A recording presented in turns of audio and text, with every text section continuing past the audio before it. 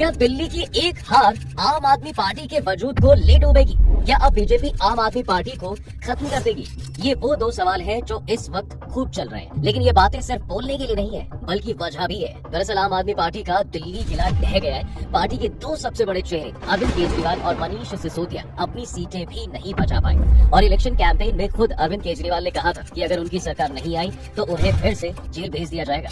और अब सरकार तो छोड़ो, वो खुद अपनी सीट तक नहीं बचा पाए। इसलिए कहा जा रहा है कि दिल्ली हारने से क्या दोनों को फिर से जेल जाना पड़ेगा। दूसरी तरफ उपराज्यपाल वीके सक्सेना ने दिल्ली सचिवालय सील करने का नोटिस दे दिया है। नोटिस में कहा गया है कि अनुमति के बिना दिल्ली सचिवालय परिसर से कोई भी फाइल, दस्तावेज, इलेक्ट्रॉनिक डेटा या कंप्यूटर हार्डवेयर बाहर नहीं जाएगा। माने ऐसा लग रहा है साहब कि अब पूरी तैयारी हो गई है आप और अरविंद केजरीवाल को खत्म करने की। चलिए जरा डिटेल में आपको बताता हूँ। 5 अप्रैल 2011 दिल्ली के जंतर मंतर पर अन्ना हजारे ने संसद से जन लोकपाल विधेयक पारित करने की मांग के साथ भूख हड़ताल शुरू कर दी थी। अरविंद केजरीवाल भी इस आंदोलन में थे और उन्हें अन्ना का अर्जुन कहा जाने लगा। सिर पर सफेद रंग की आई एम अन्ना लिखी टोपी और जुबान पर भ्रष्टाचार विरोधी नारे, ढीली ढाली शर्ट पैंट और पैरों में हवाई चप्पल। केजरीवाल सरकारी नौकरी छोड़कर समाज सेवा में जुटे थे। सरकारी घर छोड़कर झोपड़े पट्टी में रहने लगे थे। वो आम आदमी के बीच के लगते। अन्ना का अनशन तो 16 महीनों में खत्म हो गया, लेकिन केजरीवाल की नई पारी शुरू हो गई। 3 अगस्त 2012 अन्ना हजारे ने भूख हड़ताल खत्म की। अरविंद केजरीवाल ने कहा, मैं कोई राजनीतिक पार्टी नहीं बनाऊंगा, मैं अपने जीवन में कभी चुनाव नहीं लड़ूंगा, मैं अपने जीवन में कोई पद नहीं लेना चाहता, मेरी कोई राजनीतिक महत्वाकांक्षा नहीं है। लेकिन फिर 2 अक्टूबर 2012 को दिल्ली के जंतर मंतर पर ही हजारों की भीड़ जमा थी। समाज सेवी अरविंद केजरीवाल ने आम आदमी पार्टी यानी आप की घोषणा की। केजरीवाल ने कहा, ये जगह भारत में भ्रष्टाचार के खिलाफ आंदोलन के महत्वपूर्ण केंद्र के रूप में जानी जाती है। आम आदमी पार्टी का उद्देश्य भ्रष्टाचार के खिलाफ संघर्ष करना है और देश में अच्छे प्रशासन की स्थापना करना है। और इस तरह से देश के दिल्ली में पैदा हुई आम आदमी पार्टी, उसका हेडक्वार्टर भी दिल्ली में है। केजरीवाल ने 2013 में 28 सीटों के साथ दिल्ली की राजनीति शुरू की थी और इसके बाद 2015 में आप पार्टी ने 70 में से 67 सीटें जीती और 2020 में सीटों की संख्या 62 रही। लेकिन अब एक्सपर्ट्स का कहना है कि जो पार्टी इसी दिल्ली से शुरू हुई थी वो अब दिल्ली में ही डैमेज होने से बिखर जाएगी। इससे जुड़े लोग पेशेवर पॉलिटिशियन नहीं है। सत्ता से बाहर हो जाने पर एक बड़ा वर्ग इस पार्टी को छोड़ जाएगा। हाल ही में 10 मौजूदा विधायकों ने आप छोड़कर बीजेपी ज्वाइन ऑलरेडी कर ली है। ऐसे में जो लोग दूसरी पार्टियों से आए थे वो भी अपनी अपनी पार्टी में वापस लौट सकते हैं या फिर 2 या 3 धड़े भी पार्टी में बन सकते हैं। 2022 में आम आदमी पार्टी ने दिल्ली मॉडल का प्रचार करके पंजाब का विधानसभा चुनाव जीता था। वहीं गुजरात में भी कई जगह पर 2 पार्टी के रूप पहचान बनाई थी। दिल्ली में आप हारी तो 2 साल बाद पंजाब और गुजरात में होने वाले चुनाव में भी पार्टी को नुकसान हो सकता है।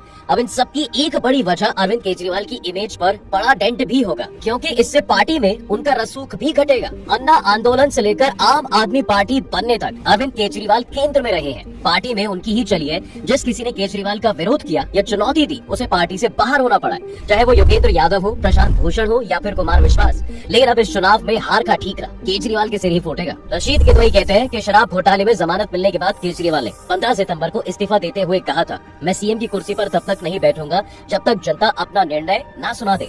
अगर मैं बेईमान हूँ तो मुझे वोट मत देना। केजरीवाल के हारने से ये साबित हो जाएगा कि जनता ने उन्हें बेईमान मानकर खारिज कर दिया। केजरीवाल का पॉलिटिकल फ्यूचर भी खतरे में आ जाएगा, क्योंकि अब तक पार्टी में जो लोग दबे जुबान से उनके खिलाफ बोल रहे थे वो नेता अब खुलकर बोलेंगे। अब इससे इधर एक्सपर्ट मानते हैं कि बीजेपी, कांग्रेस, समाजवादी या कम्युनिस्ट पार्टी की तरह आम आदमी पार्टी की भी कोई एक विचारधारा नहीं है। वो बनी ही पावर में आने के लिए थी और ऐसी पार्टियों को एकजुट रहने के लिए सत्ता में रहना बहुत जरूरी है। आप जिस तरह की राजनीति करती है उससे बीजेपी हमेशा अनकंफर्टेबल महसूस करती है, चाहे वो इलेक्शन के कैंपेन के तरीके को बदलना हो या फिर चुनाव में मुफ्त की रेवड़ी बांटना हो। ऐसे में उसे खत्म करने के लिए बीजेपी ने पूरा जोर लगा दिया, चाहे उसके नेताओं को जेल भेजना हो या पार्टी में भगदड़ मचा देना हो। अब रुको जरा अच्छे से समझाता हूँ। 13 सितंबर 2024 को तिहाड़ जेल से रिहा होने के बाद केजरीवाल ने ये कहा था कि बीजेपी को लगा कि मुझे जेल में डालकर मेरा हौसला तोड़ देंगे। आज मैं जेल से बाहर आ गया हूँ और मेरे हौसले 100 गुना ज्यादा बढ़ गए हैं। जेल की सलाखें केजरीवाल के हौसलों को कम नहीं कर सकती।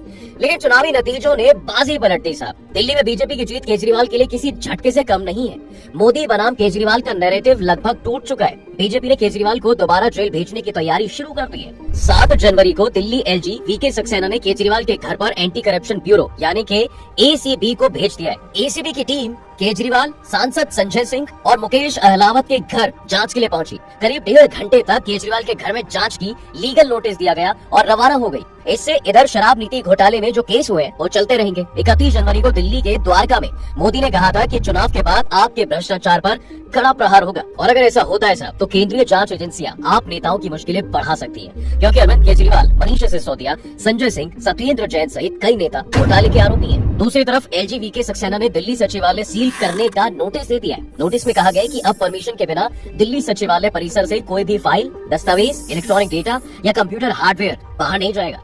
लेकिन इससे होगा क्या, ये भी तो एक बड़ा सवाल है ना। दरअसल कोई भी सरकार सचिवालय से ही चलाई जाती है। यहाँ तमाम मंत्रालयों के ऑफिसेज होते हैं, यहाँ से नीतियाँ बनती हैं और ऑर्डर जारी होते हैं। दिल्ली सरकार की तमाम नीतियाँ भी यहीं से बनी, चाहे स्कूलों से जुड़ी स्कीम हो, प्रचार का फंड, मोहल्ला क्लिनिक हो या फिर मुफ्त बिजली पानी की स्कीम। ऐसे में एक्सपर्ट्स का कहना है कि यहाँ से बीजेपी अब आप और अरविंद केजरीवाल के पॉलिटिकल करियर की कब्र खोदना शुरू करेगी। दरअसल शराब नीति मामले में तो केजरीवाल को बेल मिली हुई है, लेकिन आने वाले वक्त में उन पर केस बढ़ सकते हैं। जिस तरह से दिल्ली के एलजी वीके सक्सेना ने सचिवालय को बंद करवा दिया, उससे तो यही जाहिर हो रहा है कि आपकी कुछ विवादित फाइलें अंदर मौजूद जरूर है। इनके खुलने से केजरीवाल और आप पर मुसीबतें बढ़ सकती है। लेकिन ये फाइल है कौन सी? तो मोटे मोटे तौर पर 4 अहम फाइलें या मामलों की जांच से केजरीवाल की मुश्किलें और बढ़ सकती हैं। पहला, पार्टी फंड और चंदे में करप्शन के आरोप। द हिंदू के रिपोर्ट के मुताबिक 20 मई 2024 को ईडी ने आप सरकार को लेकर 2 डॉक्यूमेंट जारी किए थे। उनमें आरोप लगाया था कि 2014 से 2022 के दौरान 8 सालों में आपको कोई विदेशी सोर्सेज से मिले दान में गड़बड़ हुई है। अब ईडी ने 27 अक्टूबर 2022 और 4 अगस्त 2023 को केंद्रीय गृह मंत्रालय के साथ शेयर की गई डिटेल्स भी जारी की। ईडी का आरोप है साहब कि आपने foreign contribution regulation act, representation of the people act और इंडियन पेनल कोड का वायलेट करते हुए विदेशी फंड हासिल किया। डॉक्यूमेंट्स के मुताबिक आपको America, Canada, Australia, New Zealand, Norway, Germany, Switzerland, United Kingdom, Hong Kong, UAE, Saudi Arab, Qatar, Oman, Kuwait और ब्रुनेई दारुसलाम के लोगों से डोनेशन मिली है। डॉक्यूमेंट्स में आरोप लगाया गया है कि कई डोनर्स की असली पहचान छिपाई गई और पार्टी के आईडीबीआई बैंक खाते में कुल $1,19,000 यानी करीब 1 करोड़ रुपए जमा किए गए।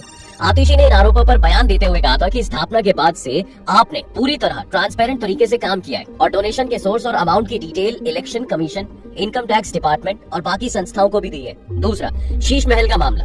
देखिए, मई 2023 में पहली बार शीश महल का मामला जो है सामने आया था, जब दिल्ली के एलजी वीके सक्सेना ने सीबीआई डायरेक्टर प्रवीण सूद को चिट्ठी लिखकर सीएम हाउस रेनोवेशन मामले की जांच का काम सौंपा। इसके बाद 9 दिसंबर 2024 को बीजेपी ने एक वीडियो भी जारी किया, जिसमें दिल्ली के सीएम हाउस का आलीशान इंटीरियर दिखाया गया। बीजेपी ने दिल्ली में 6 फ्लैग रोड पर बने सीएम हाउस को शीश महल कहा है।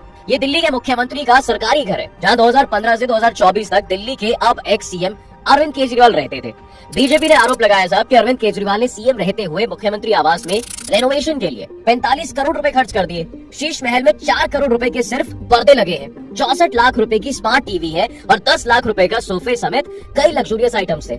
अब इस मामले की जांच सीबीआई कर रही है। मुख्यमंत्री निवास से जुड़ी फाइल भी सचिवालय में मिल सकती है।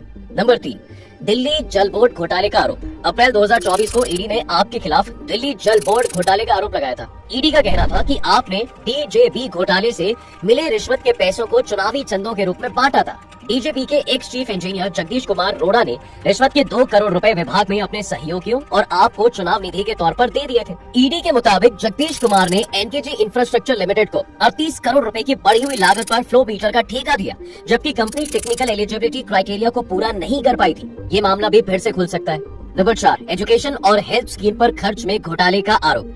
जनवरी 2024 को दिल्ली के एलजी वीके सक्सेना ने अरविंद केजरीवाल सरकार के मोहल्ला क्लिनिक में होने वाली पैथोलॉजी और रेडियोलॉजी टेस्ट को लेकर सीबीआई को जांच का ऑर्डर दिया था। एलजी कार्यालय की ओर से दी गई जानकारी के मुताबिक दिल्ली के आम आदमी मोहल्ला क्लिनिक पर प्राइवेट लैब को फायदा पहुंचाने के आरोप लगे थे। एलजी कार्यालय के मुताबिक मोहल्ला क्लिनिक में लोगों को गलत टेस्ट करवाने की सलाह दी जा रही थी। दिल्ली के सरकारी अस्पतालों में नकली दवाओं पर भी सवाल उठे, जिसकी जाँच सीबीआई को सौंपी गई है। बीजेपी प्रवक्ता सुधांशु त्रिवेदी ने प्रेस कॉन्फ्रेंस में ये भी कहा था कि कई संगठनों ने बताया कि मोहल्ला क्लिनिक में एक दिन में 500 पेशेंट्स देखे गए। सुबह 9 बजे से दोपहर 1 बजे तक 500 पेशेंट कैसे आ सकते हैं? इन 4 घंटों में डॉक्टरों ने मरीज की जांच भी कर ली और उन्हें दवाई भी दे दी। इसके अलावा कुछ मीडिया रिपोर्ट्स में केजरीवाल पर स्कूलों की मरम्मत और बजट से ज्यादा खर्च करने के आरोप लगे थे। और तो और शिक्षकों की नियुक्तियों को लेकर भी आप सरकार को घेरा गया। केजरीवाल पर सबसे चर्चित और विवादित मुद्दा शराब घोटाले का भी रहा है। और अब एलजी और शायद बीजेपी सरकार को लग रहा है साहब कि दिल्ली सचिवालय में इनसे जुड़ी फाइलें भी मौजूद हो सकती हैं। ऐसे में अब वो पूरी तैयारी कर रहे हैं कि केजरीवाल के साथ साथ आपके बड़े नेता ज्यादा से ज्यादा वक्त तक जेल के अंदर ही रहें। वहीं दूसरी तरफ अब आप दिल्ली चुनाव हारने के बाद सबसे पहले अपने दूसरे गढ़ पंजाब को बचाने में जुट जाएगी। दिल्ली हारने से पंजाब के आप नेताओं का मोराल डाउन होगा। भले ही वह बीजेपी की 2 सीटें हैं, लेकिन इतिहास बताता है कि बीजेपी 2 को 20 में बदल सकती है। पहले भी उसने मध्य प्रदेश और महाराष्ट्र जैसे राज्यों में ऐसा किया है। जो कि केजरीवाल की लीडरशिप में पार्टी चुनाव हारी है, तो हो सकता है कि पार्टी का संयोजक यानी अध्यक्ष बदला जाए। हो सकता है कि केजरीवाल की मर्जी से मनीष सिसोदिया जैसे काम करने वाले नेता या संजय सिंह या सौरभ भारद्वाज जैसे मुखर नेता को संयोजक बनाया जाए। पंजाब के बाद आप लीडरशिप के सामने गुजरात में भरोसा जमाए रखना बड़ा चैलेंज होगा। वहाँ पार्टी बढ़ रही है। गुजरात विधानसभा चुनाव में आपको 5 सीटें मिली थी, वो 35 सीटों पर दूसरे नंबर पर रही थी। ऐसे में अब सबसे पहले पार्टी खुद को वहाँ पर मजबूत करने की कोशिश करेगी। वहीं बीजेपी इससे उलट चाहेगी कि आपके बड़े नेता ज्यादा से ज्यादा वक्त तक जेल में रहें और वो आपके वजूद को खत्म करने की कोशिश करेगी। वैसे आपको क्या लगता है कि क्या आप खुद को फिर से दिल्ली में वापस ला पाएगी या फिर अब खत्म हो जाएगी? आप अपनी राय मुझे कमेंट्स में जरूर बताइएगा। वीडियो अगर आपको पसंद आई है तो इसे लाइक और शेयर जरूर करें और जाते जाते चैनल को सब्सक्राइब करना बिल्कुल ना भूलें।